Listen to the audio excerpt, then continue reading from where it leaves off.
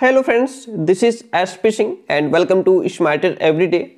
Dear friend, CDP यानी कि child development pedagogy बाल विकास से संबंधित मोस्ट इंपॉर्टेंट क्वेश्चंस कलेक्शन है। ओनली 30 क्वेश्चंस का कलेक्शन रहेगा, लेकिन सारे ही सुपर इंपॉर्टेंट क्वेश्चंस रहेंगे। ठीक है, और क्लासेस कंटिन्यू चलती रहती है। इधर 2 दिन से क्लास नहीं हो पाई ड्यू टू सम इश्यूज, लेकिन क्लास आपको कंटिन्यू मिलती रहती है। और जो सीटेट को टारगेट करते हुए मैंने इंपॉर्टेंट टॉपिक्स का वीडियो दिया था, उसको जरूर देखिएगा ताकि आपको समझ आए कि कौन कौन से टॉपिक्स आपके इंपॉर्टेंट हैं। चलिए, आज के जो क्वेश्चंस रहेंगे बहुत ही सुपर इंपॉर्टेंट क्वेश्चंस रहेंगे। अगर आप क्लास में लास्ट तक बने रहते हैं डेफिनेटली बहुत कुछ सीखने वाले हैं। चलिए शुरू करते हैं, देखिएगा। चैनल पर नए हो तो सब्सक्राइब जरूर कीजिएगा। पहला क्वेश्चन आपके सामने है, बच्चों में प्रतिभाशीलता डैश के कारण हो सकती है। बच्चों में जो प्रतिभाशीलता होती है, जो बच्चे प्रतिभाशाली होते हैं, वो किस कारण हो सकते हैं? आनुवंशिकता, हेरिडिटी एंड एनवायरनमेंट के बीच जो एक इंटरेक्शन होता है, जो एक अंतःक्रिया होती है, जो एक अन्योन्य क्रिया होती है, या एक संसाधन समृद्ध वातावरण मिल जाए बच्चे को, या सफल माता पिता मिल जाए, या एक अनुशासित दिनचर्या मिल जाए। आप समझ सकते हैं क्या एक अनुशासित दिनचर्या से बच्चा प्रतिभाशाली हो सकता है? जी नहीं। अगर पेरेंट्स सफल हैं तो क्या बच्चे भी सफल हो जाएंगे? ऐसा नहीं है। कई केस में ऐसा देखा गया है, बच्चे पेरेंट्स बहुत बुद्धिमान है, बच्चे उनके मूर्ख निकल जाते हैं, बेवकूफ निकल जाते हैं, है ना। एक संसाधन समृद्ध वातावरण, सिर्फ एटमॉस्फेयर से भी कोई फर्क नहीं पड़ता है। दोनों चीजें चाहिए होती है, एक तो आपकी आनुवंशिकता और दूसरा वातावरण। जब उन दोनों के बीच में इंटरेक्शन होता है तब बच्चा प्रतिभाशाली होता है। मान लीजिए आपके पेरेंट्स भी पढ़े लिखे हैं और बुद्धिमान हैं, तो आपके अंदर भी वो क्वालिटीज हैं, और ऊपर से फिर आपको अच्छा वातावरण मिल गया बच्चे को, घर परिवार में सब पढ़े लिखे लोग हैं, उसको जब जरूरत पड़ी उस चीज की अवेलेबल हुई वो चीज उसके सामने, है ना। मतलब जो चीज उसको जो चाहिए वो उसको मिली, अच्छा वातावरण मिला, अच्छा एटमॉस्फेयर मिला, घर परिवार समाज अच्छा मिला, तो बच्चा क्या होता है? प्रतिभाशाली हो जाता है। इसलिए कह सकते हैं आनुवंशिकता और वातावरण के बीच अंतःक्रिया के कारण बच्चा प्रतिभाशाली हो जाता है। प्रतिभाशाली बालक जो होता है तीव्र और आसानी से सीखते हैं, जो सुनते या पढ़ते हैं बिना रटे कंठस्थ कर लेते हैं, वस्तु चिंतन करते हैं, कम समय में ही अभिप्रेरणा का अनुसरण करते हैं। जो प्रतिभाशाली बालक होते हैं इनका बुद्धि लब्धि क्या है? इनकी बुद्धि लब्धि 130 से अधिक होती है। कितनी? 130 से अधिक जिनकी बुद्धि लब्धि, जिनका आईक्यू लेवल होता है, उन बच्चों को प्रतिभाशाली बालक कहा जाता है। जो प्रतिभाशाली बालक होता है वो बहुत जल्दी और बहुत इजी तरीके से सीख लेता है, चीजों को समझ लेता है, क्योंकि उनकी कैचिंग पावर बहुत अच्छी होती है। टीचर जो भी ब्लैक बोर्ड पे समझा रहा होता है, बच्चा उसको बहुत ही जल्दी पकड़ लेता है ना। तो यहाँ पे चीजों को बहुत त्वरित गति से वो समझ लेते हैं। ठीक है, तीव्र और आसानी से सीखते हैं प्रतिभाशाली बच्चे। प्रतिभाशाली बच्चे से रिलेटेड कुछ क्वेश्चंस हैं, 4 क्वेश्चंस हैं, इनको समझ लेते हैं पहले। प्रतिभाशाली बच्चे का गुण है, क्या गुण है उसके अंदर? अपनी उम्र के अन्य बच्चों की तुलना में बहुत पीछे रहते हैं। अगर बहुत पीछे रहते हैं तो वो प्रतिभाशाली कैसे हुए? ये तो ऑप्शन तुरंत कट जाता है। बुद्धि लब्धि उनकी कम होती है, कम बुद्धि लब्धि अगर होती है तब भी वो प्रतिभाशाली की कैटेगरी में नहीं आएंगे। तीव्र निर्णय लेना और आत्मविश्वास होना, दूसरों में अंतःक्रिया करने में असमर्थ होना। देखिए, जो प्रतिभाशाली बच्चा होता है वो बहुत ही फास्ट डिसीजन लेता है, उनका सेल्फ कॉन्फिडेंस बहुत अच्छा होता है, क्योंकि जो प्रतिभाशाली है वो होशियार है, समझदार है, चीजों को जल्दी कैच करता है, उसकी कैचिंग पावर अच्छी है, तो इसका मतलब है बहुत जल्दी वो डिसीजन लेता है। दूसरी बात है उसका कॉन्फिडेंस अच्छा होता है, आत्मविश्वास, उसके अपने ऊपर भरोसा होता है, अपने आप पर विश्वास होता है। इसलिए option C is the right one over here. किसी भी बालक के मानसिक रूप से अस्वस्थ होने का क्या कारण है? एक वन से इसमें से काट दीजिए। किसी भी बालक के मानसिक रूप से अगर वो अस्वस्थ है तो उसका क्या कारण हो सकता है? परिवार का वातावरण हो सकता है, भाई परिवार में जो है कि वाद विवाद चलता हो, लड़ाई झगड़ा होता हो, ऐसा कुछ, मतलब घर का माहौल ठीक नहीं है, या कक्षा का वातावरण, क्लास में हो सकता है वो एडजस्टमेंट ना कर पाता हो, समायोजन ना कर पाता हो, है ना, या फिर पास पड़ोस का वातावरण, पास पड़ोस में कोई प्रॉब्लम है, उपरोक्त सभी। तो अगर किसी भी बच्चे का मानसिक रूप से बच्चा अस्वस्थ है तो उस पर ये सभी कारण हो सकते हैं। हो सकता है परिवार में कोई समस्या हो, या क्लास में वो एडजस्टमेंट समायोजन न कर पा रहा हो, है ना, पास पड़ोस का वो एटमॉस्फेयर अच्छा ना हो, इसी कारण उसका मानसिक रूप से वो अस्वस्थ है। देखिए, बालक के मस्तिष्क पर जो भी पॉजिटिव या निगेटिव इफेक्ट पड़ता है, जो भी सकारात्मक नकारात्मक प्रभाव पड़ता है, वो इन्हीं वातावरण के परिणाम स्वरूप होता है। ठीक है, तो ऑप्शन यहाँ पे जो डी है आपका वो राइट हो जाएगा। कक्षा 4 का एक बच्चा सदैव चिंतित और कुंठित रहता है, आप क्या करेंगे? उसके अभिभावक से शिकायत करेंगे, मनोचिकित्सक के पास ले जाएंगे, स्वयं परामर्शदाता की भूमिका का निर्वाह करेंगे, या उसे उसके भाग्य पर छोड़ देंगे? क्लास, आपकी क्लास में बच्चा आया है, क्लास 4th का बच्चा है, तो पहली बात आपकी क्या रिस्पॉन्सिबिलिटी बनती है? ऐसा नहीं कि आप जाकर के उसके अभिभावक से शिकायत करेंगे, जी नहीं, मनोचिकित्सक के पास भी नहीं लेकर के जाना है, ऐसा थोड़ा है उसको उसके भाग्य पर छोड़ देंगे। बच्चा अगर चिंतित है, कुंठित है, तो हम क्या करेंगे? स्वयं परामर्शदाता की भूमिका का निर्वहन करेंगे। कैसे? भाई, बच्चा है, आप अध्यापक होने के नाते आपको क्या चाहिए कि आप सबसे पहले उस बालक से बात करें कि बेटा प्रॉब्लम क्या है, समस्या क्या है, तुम्हारे अंदर ये चिंता किस बात की, ये कुंठा किस बात की। हम उस बच्चे से डायरेक्ट बात करेंगे, टीचर होने के नाते, अध्यापक होने के नाते ये आपकी रिस्पॉन्सिबिलिटी बनती है ना। और फिर उसके कारण का पता लगाएंगे कि आखिर रीजन क्या है, बच्चा परेशान क्यों रहता है, चिंतित क्यों रहता है। और कारण का पता लगाने के बाद हमारा कर्तव्य है, बनता है कि हम उसका निराकरण करने का प्रयास करेंगे। जो भी बच्चे को समस्या है, हम उसको हल करने का प्रयास करेंगे। यानी कि इस स्टेज में जो टीचर होता है उसको परामर्शदाता की भूमिका का निर्वहन करना होता है। पहले आप बच्चे से बातचीत करेंगे, उसके समस्या का कारण का पता लगाएंगे, फिर आप उसको निराकरण करने का प्रयास करेंगे। ठीक है, आप स्वयं परामर्शदाता की भूमिका का निर्वहन करेंगे। नेक्स्ट क्वेश्चन कहता है, आप एक अति सक्रिय का मतलब होता है हाइपर एक्टिव बच्चा। क्या? अति सक्रिय का मतलब होता है जो बच्चा हाइपर एक्टिव होता है। बालक को कैसे सही डायरेक्शन में लाएंगे? उसे पहली पंक्ति में बैठाएंगे और उस पर कड़ी नजर रखेंगे। उसे कक्षा में कोने में बैठने की जगह निर्धारित कर देंगे कि ये कोना तुम्हारा है, आज से तुम इस कोने में ही बैठोगे। उसे श्यामपट्ट आदि साफ करने का काम देंगे, या उपरोक्त में से कोई नहीं। जब बच्चा कोई बहुत ज्यादा हाइपर एक्टिव होता है तो उसको सही डायरेक्शन में लाने का काम है। देखिए, अगर वो क्लास में बैठेगा तो दूसरे को भी परेशान करेगा, है ना, तो उसके लिए जरूरी है कि आप उसे जैसे श्यामपट्ट, जैसे अगर ब्लैक बोर्ड साफ करवाना है तो उससे साफ करवाइए। ठीक है, और अगर जैसे चौक डस्टर मंगाना है तो उससे मंगवाइए। ये काम हम उसको दे सकते हैं कि जाओ चौक लेके आओ, जाओ डस्टर लेके आओ, है ना, या ब्लैक बोर्ड साफ करो। इस तरीके के काम हम उसको दे सकते हैं और तभी हम उसको सही डायरेक्शन में ला पाएंगे। Option C is the right one over here.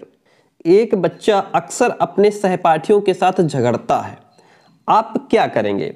आप बच्चे को सजा देंगे, आप बच्चे को विद्यालय से निकाल देंगे, आप कारण पता लगाने का प्रयास करेंगे और उसे परामर्श देंगे, आप उसके माता पिता से शिकायत करेंगे। देखिए, जब भी कोई बच्चा है अगर वो अक्सर क्लास में लड़ाई करता है, झगड़ता है, तो आप क्या करेंगे? जैसा मैंने अभी बताया था, पहले तो आप कारण का पता लगाएंगे, ठीक है, कि आखिर रीजन क्या है, और फिर जब कारण का पता लगाने के बाद आप उसके निराकरण का प्रयास करेंगे, सॉल्यूशन का प्रयास करेंगे कि इसकी प्रॉब्लम बच्चे की सॉल्व हो, रीजन जो है उसको खत्म किया जाए, यानी कि हम उसे परामर्श देंगे। ठीक है, कारण का पता लगाएंगे, निराकरण करेंगे, परामर्शदाता की भूमिका निभाएंगे।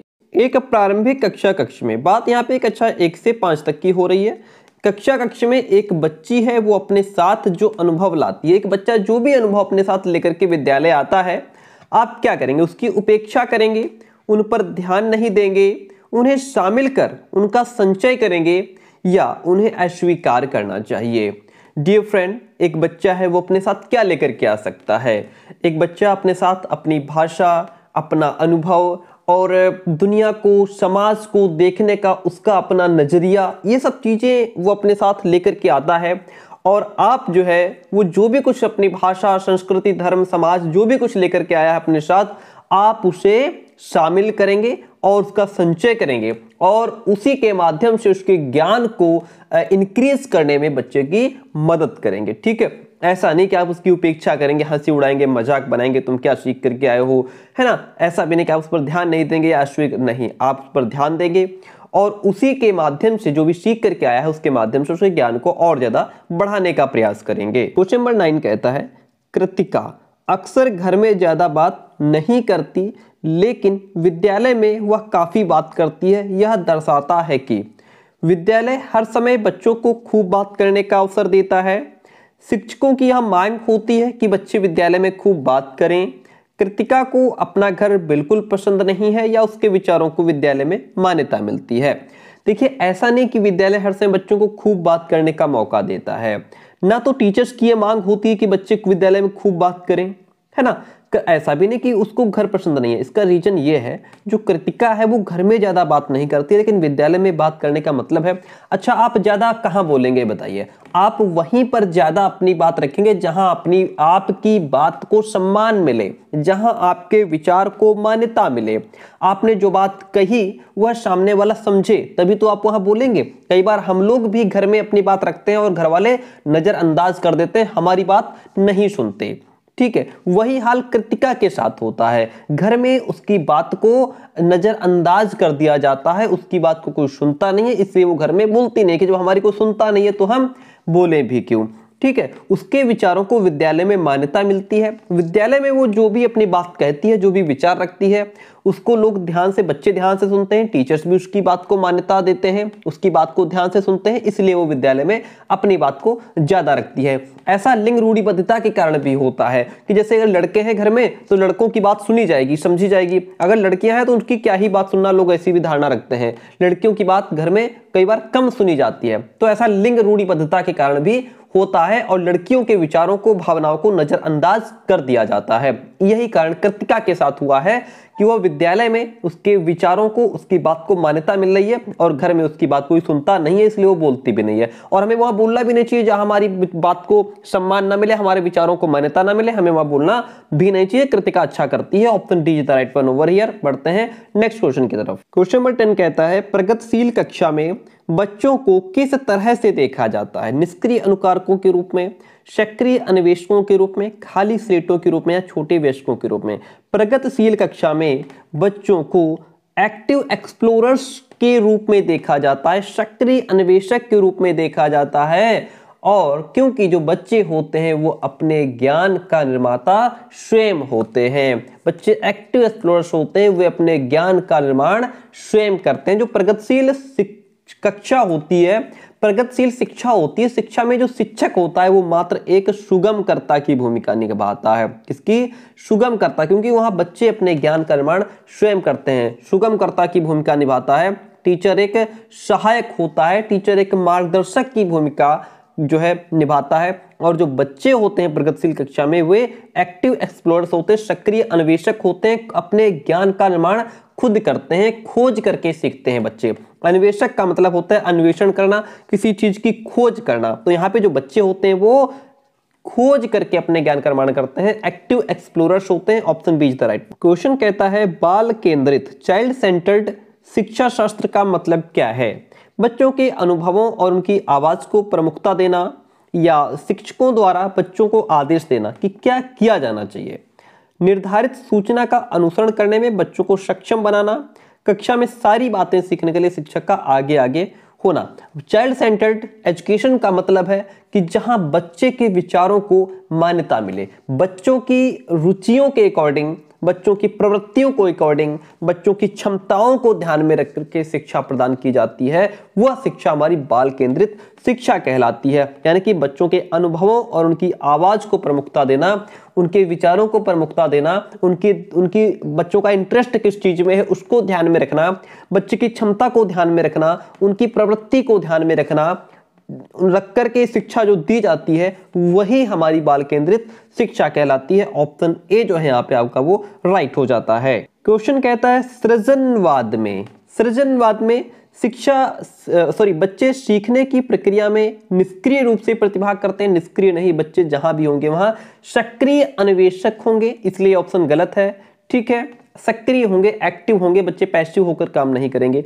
शिक्षा शिक्षक केंद्रित होती है सृजन केंद्र में। ऐसा नहीं है कि टीचर को सेंटर में रख के काम क्यों किया जाएगा भाई, बालक को सेंटर में रखकर काम करने की बात होती है। ठीक है, शिक्षा बाल केंद्रित होती है, शिक्षा व्यवहारवादी होती है। सृजनवाद में जो शिक्षा होती है वह बाल केंद्रित होती है। इस प्रकार की एजुकेशन में बालक के स्वतंत्र चिंतन के लिए उचित अधिगम परिस्थिति का निर्माण किया जाता है, जिसमें बालक स्वतंत्र रूप से कार्य या चिंतन करके नए विचार या नई वस्तु का निर्माण करते हैं। बच्चे जो है सक्रिय अन्वेषक की भूमिका निभाते हैं। बच्चे एक्टिव एक्सप्लोरर्स, अपने ज्ञान का निर्माण स्वयं करते हैं। बच्चे शिक्षा सृजनवाद में बाल केंद्रित होती है। बच्चे को ध्यान में रख करके शिक्षा दी जाती है। अब कह सकते हैं कि उसकी रुचि, उसकी प्रवृत्ति, उसकी योग्यता को ध्यान में रख करके शिक्षा दी जाती है। बहुत ही अच्छा क्वेश्चन है।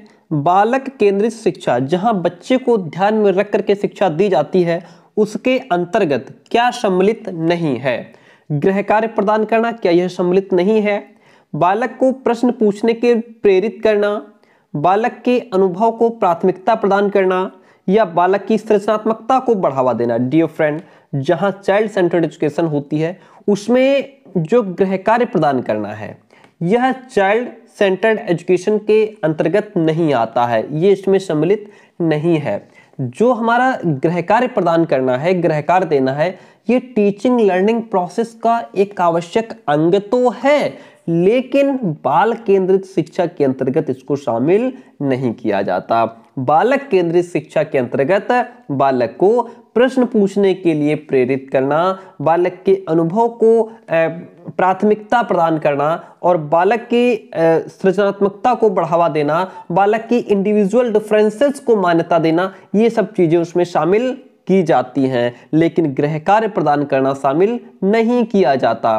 गृह कार्य, मैंने बताया ना कि गृह कार्य देना ये शिक्षण अधिगम प्रक्रिया, टीचिंग लर्निंग प्रोसेस का एक आवश्यक अंग है, लेकिन बालक केंद्रित शिक्षा के अंतर्गत ये नहीं आता। ऑप्शन ए आपका राइट हो जाता है। नेक्स्ट वन क्वेश्चन इज, कक्षा में छात्रों को प्रश्न पूछने के लिए क्या करेंगे आप? हतोत्साहित करेंगे, प्रेरित करेंगे, रोक देंगे कि नहीं तुम प्रश्न नहीं पूछ सकते हो, या अनुमति ही नहीं देंगे कि कोई भी बच्चा प्रश्न नहीं पूछ सकता है? डियर फ्रेंड, छात्रों को प्रश्न पूछने के लिए आप हतोत्साहित कभी नहीं करेंगे। ये निगेटिव वर्ड है, डिस्करेज है, ठीक है।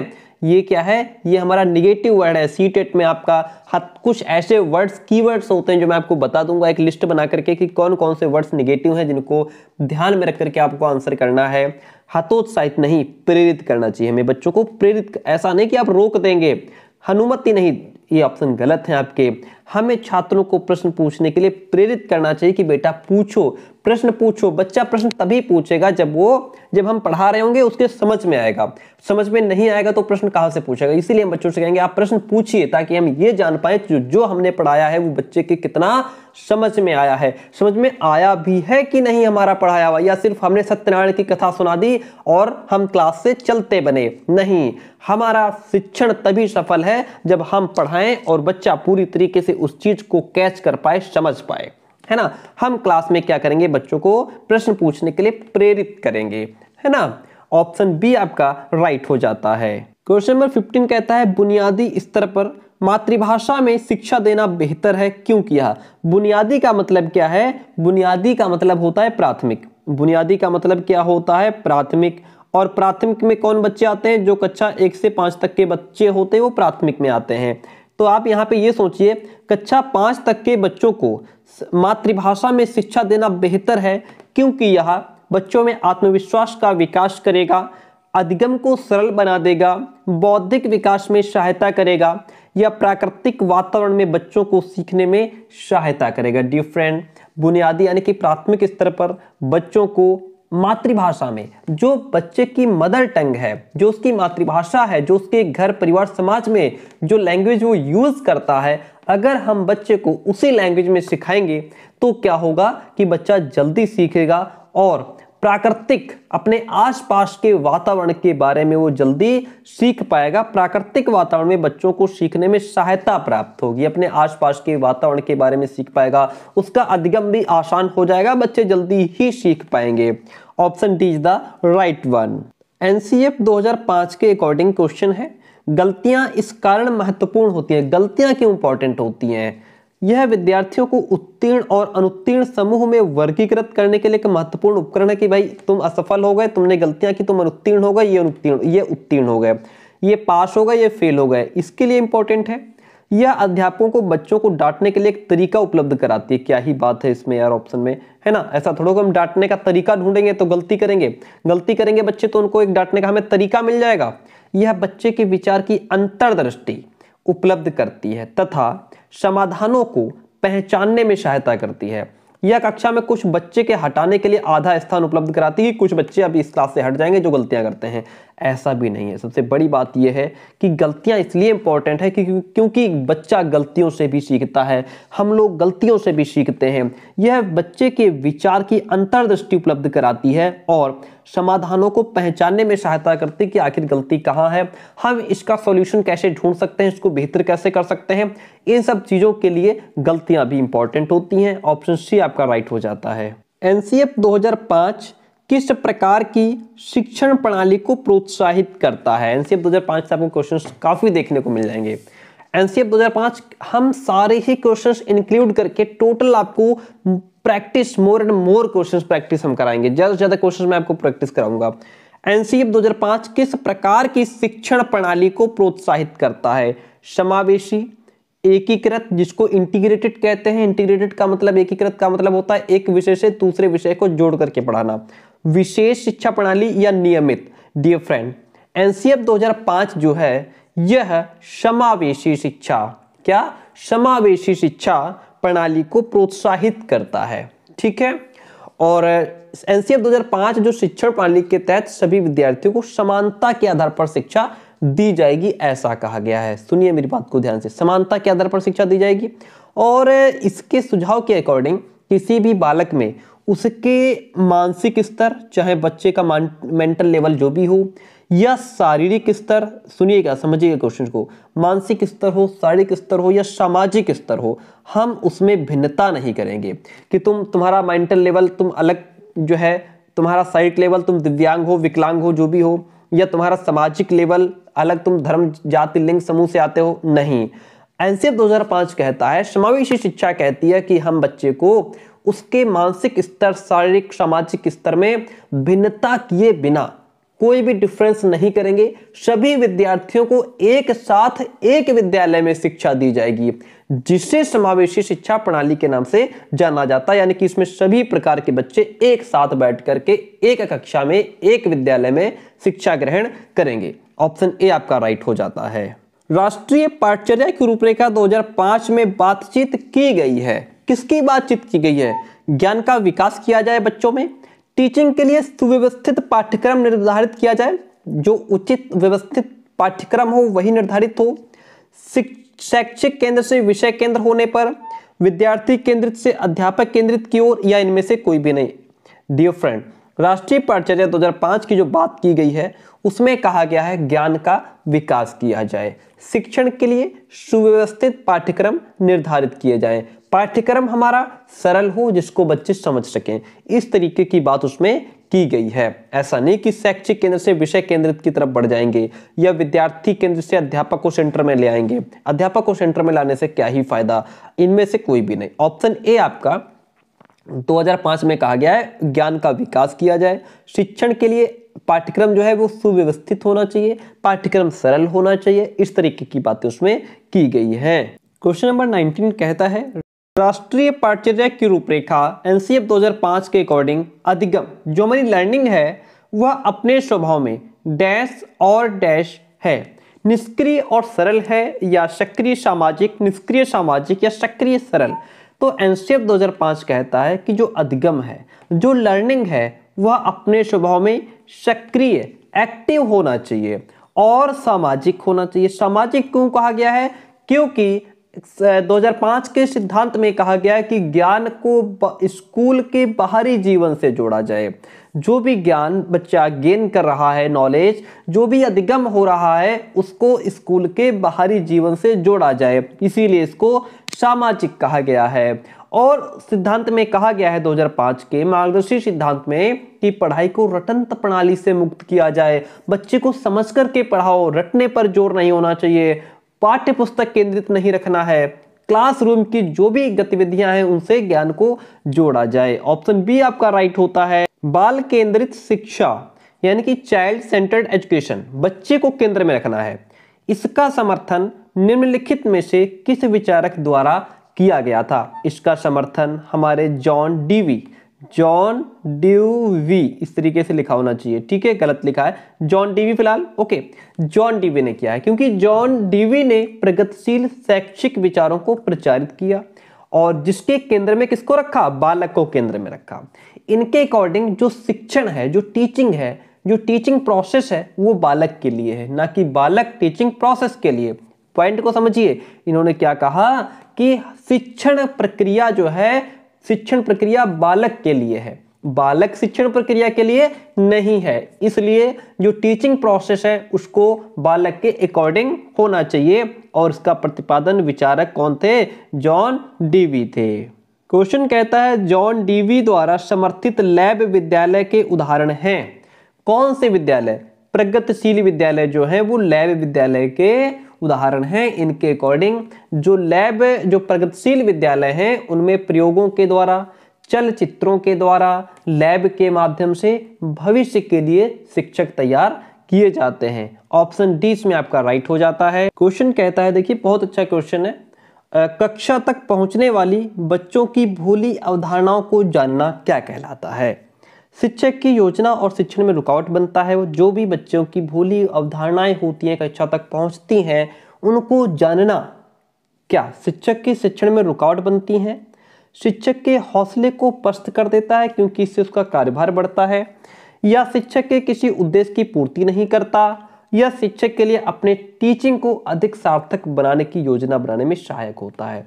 जो भी बच्चा सीख करके आया है, जो भी बच्चे की भूली अवधारणाएं हैं, वह टीचर के लिए अपने टीचिंग को अधिक सार्थक बनाने की योजना बनाने में सहायक होता है। क्योंकि जैसे ही हम क्लास में एंटर करते हैं, हम पहले बच्चों से प्रस्तावना प्रश्न पूछते हैं, इंट्रोडक्टरी क्वेश्चंस करते हैं। क्यों? क्योंकि हम उससे बच्चों के पूर्व ज्ञान को जानना चाहते हैं और फिर जो भी हमें नई पाठ्य वस्तु पढ़ानी है, जो भी नया टॉपिक शुरू करना है, वो हम उसी से रिलेट करते हैं, उसी से संबंधित करते हैं कि जो बच्चे को जो पूर्व ज्ञान है, बच्चे का पूर्व ज्ञान से हम नए ज्ञान को जोड़ करके बच्चे को पढ़ाते हैं। इसीलिए हमारी जो टीचिंग होती है वो सार्थक हो जाती है, ठीक है, सार्थक और रोचक बन जाता है। बात समझ में आई? यानी कि हम प्रस्तावना प्रश्न क्यों पूछते हैं? ताकि बच्चे का हम पूर्व ज्ञान जांच सकें। आखिर बच्चा सीख करके क्या आया है, उसकी भूली अवधारणाएं क्या है बच्चे की, उसकी अवधारणा को समझते हैं, पूर्व ज्ञान को समझते हैं, फिर हम जो भी कुछ नया लेकर के गए हैं उसको उससे जोड़ते हैं, इंटीग्रेट करते हैं, एकीकृत करते हैं, तब हम बच्चे को पढ़ा पाते हैं। इससे जो हमारा शिक्षण होता है वो सार्थक होता है और रोचक हो जाता है। किसी प्रगतिशील कक्षा की व्यवस्था में शिक्षक एक ऐसे वातावरण को उपलब्ध कराकर अधिगम को सुगम बनाता है। कैसा वातावरण उपलब्ध करा करके लर्निंग को हम आसान बना सकते हैं? खोज को प्रोत्साहन देता है, नियामक है, समावेशन को हतोत्साहित करता है, या आवृत्ति को बढ़ावा देता है। प्रगतिशील कक्षा की व्यवस्था में टीचर जो होता है वो खोज को प्रोत्साहन दे करके, कहा गया है ना कि जो बच्चे होते हैं वो क्या हैं? सक्रिय अन्वेषक हैं, एक्टिव एक्सप्लोरर्स हैं, अपने ज्ञान का निर्माण स्वयं करते हैं, इसलिए उन्हें खोज करने का अवसर दिया जाना चाहिए। बच्चे खोज करके सीखें, एक्सप्लोर करके सीखें, है ना, यही बेहतर है। इसी से बच्चे का जो अधिगम होगा वह सुगम और आसान हो जाएगा। अगला क्वेश्चन बुद्धि से रिलेटेड है। इन कथनों में से बुद्धि के बारे में कौन सी बात सही है? बुद्धि एकात्मक कारक और एकाकी विशेषक है, या बुद्धि बहुआयामी है और जटिल योग्यताओं का एक समूह है? बुद्धि एक निश्चित योग्यता है जो जन्म के समय ही निर्धारित होती है, या बुद्धि को मानकीकृत परीक्षणों के प्रयोग से सटीक रूप से मापा और निर्धारित किया जा सकता है? डियर फ्रेंड, बुद्धि जो है वह बहुआयामी है और जटिल योग्यताओं का एक समूह है, ठीक है। जैसा कि आपके हावर्ड गार्डनर ने भी कहा है कि बुद्धि का स्वरूप एकाकी ना होकर बहुप्रकारी होता है। और जो हावर्ड गार्डनर हैं, इन्होंने मुख्य रूप से कुल 8 प्रकार की बुद्धि का उल्लेख भी किया था, ठीक है। तो जो बुद्धि हमारी वह बहुआयामी है और जटिल योग्यताओं का एक समूह है। Option B is the right one. एकाधिक बुद्धिमानी का सिद्धांत कहता है कि बुद्धि कई प्रकार की हो सकती है। जैसा मैंने अभी बोला हॉवर्ड गार्डनर की बात, हॉवर्ड गार्डनर ने कहा बुद्धि का स्वरूप एकाकी ना होकर के बहु प्रकारी होता है ना। तो इस तरीके से बुद्धि के कई प्रकार हो सकते हैं। Option B is the right one. अगला क्वेश्चन है, बहुत अच्छा क्वेश्चन है। निम्नलिखित में से कौन सा एक उदाहरण भाषिक बुद्धि वाले व्यक्ति को दर्शाता है? जिसके पास भाषिक बुद्धि अधिक होती है वह शब्दों से खेल जाते हैं। जैसे कि आपके लेखक हो गए, आपके कवि हो गए। कवि कैसे कैसे शब्द का अर्थ शब्दों को यूज करते हैं अपनी कविता में, है ना, अपने लिखने में। और जो आलोचक होते हैं, तो जो कवि होते हैं, जैसे कि अगर मैं उदाहरण दूं डॉक्टर कुमार विश्वास का, है ना, वह किस तरीके से अपनी बात को घुमा करके कहे जाते हैं और कैसे कैसे शब्दों का यूज कर जाते हैं, यानी कि उनके अंदर भाषिक बुद्धि अधिक है। तो यहाँ पे शब्दों के अर्थ, उनके क्रम और भाषा के विविध प्रयोगों के प्रति वो संवेदनशील होते हैं, शब्दों से खेलना जानते हैं। तो ये बुद्धि जो होती है, भाषिक बुद्धि, वो आपके कवियों में पाई जाती है, लेखकों में पाई जाती है, आलोचकों में पाई जाती है। Option D is the right one. अगला क्वेश्चन कहता है अंतर्वैयक्तिक बुद्धि से क्या तात्पर्य है? देखिए, एक तो अंतर्वैयक्तिक बुद्धि होती है, दूसरी अंतःवैयक्तिक बुद्धि होती है। अंतर्वैयक्तिक और अंतःवैयक्तिक में हम अंतर आपको बता देते हैं। अंतर्वैयक्तिक जो क्वेश्चन पूछ रहा है, अंतर्वैयक्तिक बुद्धि से तात्पर्य होता है विभिन्न व्यक्तियों को समझने का कौशल, दूसरे व्यक्ति को समझने का कौशल, दूसरे की इच्छाओं को आप समझ लेते हैं, उसकी अपेक्षा को समझ लेते हैं, उसकी आवश्यकता को समझने का कौशल आपके अंदर है। उसको समझने से पहले आप पूर्व कथन करने की आप क्षमता रखते हैं कि इसकी जरूरत क्या है, इसकी इच्छा क्या है, इससे, है ना। इस तरीके की जो बुद्धि होती है वो अंतर्वैयक्तिक होती है, यानी आप सामने वाले को देख करके उसका चेहरा पढ़ लेते हैं और समझ जाते हैं कि ये क्या चाहता है, वो अंतर्वैयक्तिक बुद्धि होती है। अंतःवैयक्तिक बुद्धि वो होती है जब व्यक्ति अपने भावों को, अपने संवेगों को मॉनिटर करता है, अपने व्यवहार को निर्देशित करने की जो क्षमता है वो अंतःवैयक्तिक कहलाती है। तो यहाँ पे अंतर्वैयक्तिक आपका ऑप्शन सी सही हो जाएगा, दूसरे व्यक्तियों को समझने का कौशल। क्वेश्चन कहता है भाषा के अर्जन एवं विकास के लिए, अगर भाषा का अर्जन हो रहा है, बच्चा भाषा जो है सीख रहा है, समझ रहा है, उसका डेवलपमेंट के लिए सबसे अधिक जो संवेदनशील अवधि है वो कौन सी है? जो सबसे अधिक संवेदनशील अवधि मानी गई है भाषा अर्जन के लिए वो प्रारंभिक बाल्यावस्था मानी गई है। मैं प्रारंभिक बाल्यावस्था में बच्चा 6 से 9 साल का होता है। इस अवस्था में बालक के जो लैंग्वेज डेवलपमेंट पर विशेष ध्यान दिया जाना अत्यंत आवश्यक होता है, क्योंकि बालकों के लैंग्वेज नॉलेज की जो वृद्धि है उसके लिए उन्हें बातचीत करने के लिए आप उन्हें स्टोरी सुना सकते हैं, पत्र पत्रिकाएं पढ़ने के लिए दे सकते हैं, या अन्य जो एक्टिविटीज हैं उनमें पार्टिसिपेट करने के लिए अधिक से अधिक प्रोत्साहित कर सकते हैं, ताकि बच्चे की जो लैंग्वेज डेवलपमेंट है, जो भाषा विकास है वो अच्छा हो जाए। प्रारंभिक बाल्यावस्था इसके लिए उचित अवधि मानी जाती है 6 से 9 साल तक की। क्वेश्चन कहता है एक विद्यार्थी कहता है कि उसका दादा आया है। एक टीचर होने के नाते आपकी प्रतिक्रिया क्या होनी चाहिए? दादा आया है की जगह दादाजी आए हैं कहना चाहिए। आप बच्चे को ये कहेंगे कि बेटा दादा आया है नहीं, आप दादाजी आए हैं ऐसा कहो, या आप अपनी भाषा पर ध्यान दीजिए, आप ऐसा कहेंगे। अच्छा आपके दादाजी आए हैं, आप ऐसा कहेंगे। या बच्चे आप सही वाक्य नहीं बोल रहे हो, सही वाक्य बोलो, ऐसा कहेंगे। एक विद्यार्थी जब ये कहता है कि उसका दादा आया है, तो एक टीचर होने के नाते आप उसकी बात को पलटेंगे नहीं, आप उसको सीधा बोलेंगे, अच्छा आपके दादाजी आए हैं। तो वो क्या बोलेगा? हाँ सर हमारे दादाजी आए हैं। तो वो लैंग्वेज को तुरंत ही समझ लेगा कि किस तरीके से भाषा में बोलनी है। क्यों ऐसा करेगा? क्योंकि बच्चे अनुकरण द्वारा सीखते हैं, ये आप भी जानते हैं। बच्चे क्या करते हैं? अनुकरण द्वारा सीखते हैं। अनुकरण का मतलब होता है बच्चे नकल करके सीखते हैं, अनुकरण के द्वारा सीखते हैं, और वे टीचर के सही गलत सभी व्यवहारों को अनुकरण करते हैं। जो बच्चे होते हैं वो आपकी नकल करते हैं, आपका अनुकरण करते हैं। आप जैसी लैंग्वेज क्लास में यूज करेंगे बच्चे उसको सीखेंगे, समझेंगे, है ना, इस तरीके से। तो शिक्षक होने के कारण जो गार्जियन होता है उनके प्रति सम्माननीय शब्दावली का प्रयोग करना आपका एक रिस्पॉन्सिबिलिटी है, आपका उत्तरदायित्व है। बच्चा भी आपको कॉपी करता है, आपकी नकल करता है, आपको अनुकरण करता है। डियर फ्रेंड, आज का लास्ट क्वेश्चन है, और क्लास अगर आपको समझ आई हो, 30 के 30 क्वेश्चन आपको अच्छे से समझ आ गए हो, तो एक लाइक उसके लिए जरूर और एक कमेंट आप जरूर करेंगे। कमेंट करके बताएंगे क्या इसी तरीके से आसान भाषा में आपको ज़्यादा से ज़्यादा क्वेश्चन प्रैक्टिस करवाए जाएं। आपकी क्या राय है? आपके कमेंट का दिल से स्वागत है, कमेंट जरूर कीजिएगा। भाषा विकास के संदर्भ में निम्नलिखित में से कौन सा क्षेत्र पियाजे के द्वारा कम कर आंका गया है? आनुवंशिकता का, सामाजिक अंतःक्रिया का, अहम केंद्रित भाषा का, विद्यार्थी द्वारा संक्रियात्मक रचना का। पियाजे के द्वारा कम आंका गया है। देखिए पियाजे के द्वारा कम, आनुवंशिकता पर पियाजे ने ठीक बात कही है ना। अहम केंद्रित भाषा उन्होंने कहा, ईगोसेंट्रिक कहा है, इस पर भी पियाजे ने ध्यान दिया है। विद्यार्थी द्वारा संक्रियात्मक रचना पर भी ध्यान दिया है। लेकिन सामाजिक अंतःक्रिया, बच्चे जो सीखते हैं वो सामाजिक अंतःक्रिया के माध्यम से सीखते हैं। इसको मैंने बहुत आसान भाषा में समझाया था, वाइगोत्स्की का सिद्धांत जो आपको पढ़ाया था। जहां भी भाषा विकास की बात आए, समाज की बात आए, समझ जाना यहाँ पे आपके वाइगोत्स्की विराजमान हैं। वहां पे आपके कौन हो जाएंगे? वाइगोत्स्की हो जाएंगे। सामाजिक अंतःक्रिया को विशेष महत्व देने वाले आपके अपने वाइगोत्स्की हैं। ठीक है, इस पर पियाजे ने कोई ध्यान या मतलब ना के बराबर इस क्षेत्र में ध्यान दिया है।